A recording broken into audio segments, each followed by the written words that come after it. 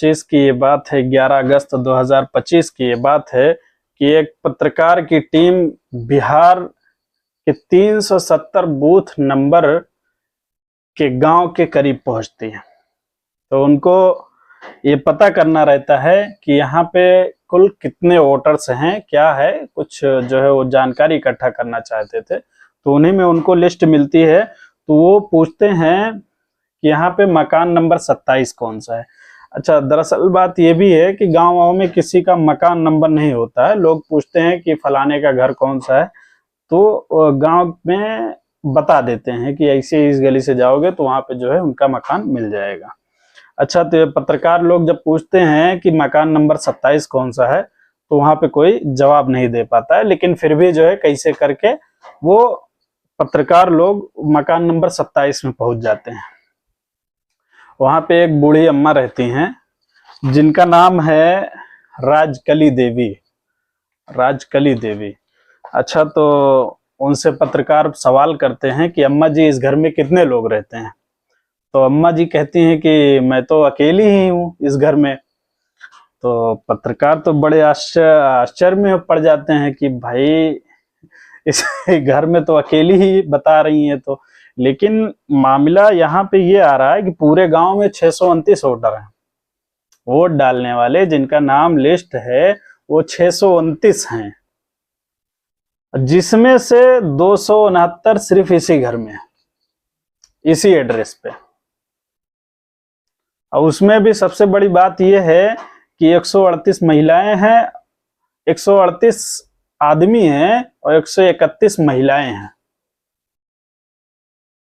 समझ रहे हैं आप।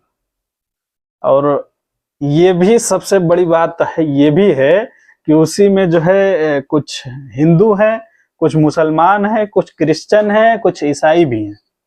ऐसा नहीं है कि मतलब जो है बस सिर्फ कुछ ही लोग हैं। सारा हिंदुस्तान तो वहां जी रहा है एक ही घर में।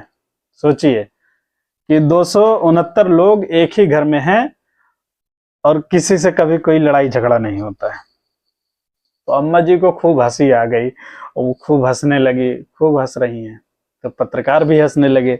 बोले, अम्मा जी आप हंस क्यों रही हैं, हमें भी बताइए। तो बोली, भैया मैं यहाँ पता नहीं कितने सालों से सिर्फ अकेली रह रही हूँ, यहाँ पे कोई नहीं है। तो सारा मामला जो है चोरी का, वोट चोरी का, और इलेक्शन कमीशन ऑफ इंडिया का और बीजेपी सरकार का, जितने भी ये सारे वोट चोरी के मामले हैं सब बिहार से ही खुलते हैं। जिया हो बिहार के लाला। तो यहीं से शुरू होता है। और फिर जो है अभी कुछ दिन पहले, 2-3 दिन पहले ही जो है